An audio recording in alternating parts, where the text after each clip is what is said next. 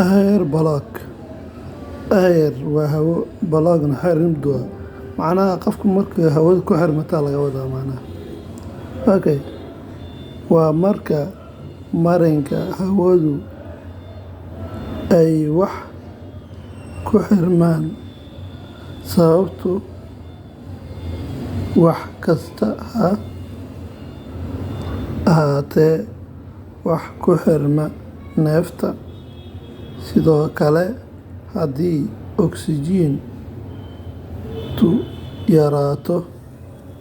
ama muddayaasha jirka aysan helin oksijiin ku filan neefsiga iyo wadnaha shaqadooda ayay yaraata macnaha qofka duwaya hawo ku filan ama oksijiin waayo waxaa ku yaraa dhaqdhaqaaqa wadnaha oo yaraadaa sanbabadana shaqadooda joojiyaan Soomaa wadnaha inuu dhaqdhaqaaqo ama uu shaqeeyo waxaa sabab u ah sanbabada oksijiin wadnaha sidiisa waxaa oksijiin ka helaa sanbabada wadnaha si toos hawo uguma helo marka afku ay hawada soo gasho oksijiinka oo soo galo ama sanka oo soo galo si toos wadnaha uma gaaro wuxuu sii maraa sanbabada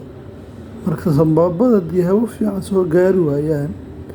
wuxuu sababaa isagana inuu hawo fiican u gaarsii waayo maadaama ay waxba soo gaarin oo hawo ah marka sidaas daraaddeed wadnihii maadaama oksijiinka hawada oo oksijiinka soo gaari waayo oo yaraana marka shaqadii oo waday haddii oo waayo wax oksijiin waa laga yaabaa waxaa u badan tahay qofkaas inuu wadnaha istaagaba oo sidaas ku geeriyoodo qodobka xiga waxyaabaha keena neef la'aanta hawo la'aanta waxyaalaha keena waa 4 qodob qodobka koowaad hafasho qofka inuu biyo ku dhex hafto biyo dhexdooda inuu ku dhex hafto qofaan dabaal aqoonin biyo ku dhex dhacay markuu biyaha ku dhex dhacay ma dabaalo yaqaano marka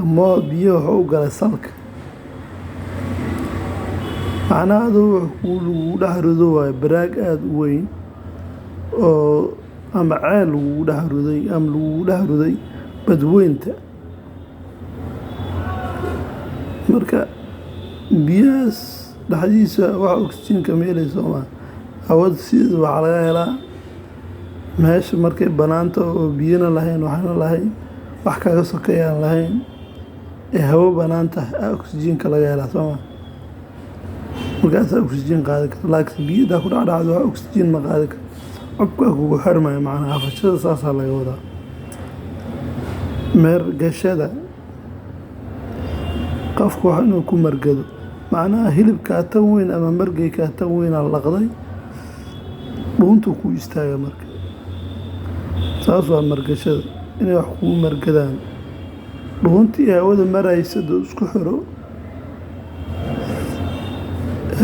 horta dhuunta 2 qaybood waaye qayb waxaa maro hunguriga qayb waxaa la dhahaa hunguriga oo raashinka maro qaybna waxaa la dhahaa dhuunta cad ama bocorka dadka qaar si u yaqaanaan marka dhuunta iyo hunguriga laga laado ama marka qaybta cad waxaa mar hawo oo kale waxyeelasha hadday ku tisqaan ee sanbabada gaaraan qofku waxaa la sugu jiraa inuu dhinto marka saas waa qaybta xigta cudurka qalalka qofka inuu qalalo kale iidan hawada ku xirmaysa waxyaabaha qodobka xiga waxyaabaha ay dadku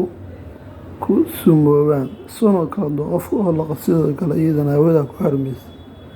marka casharkeena intaas u nuuleeyay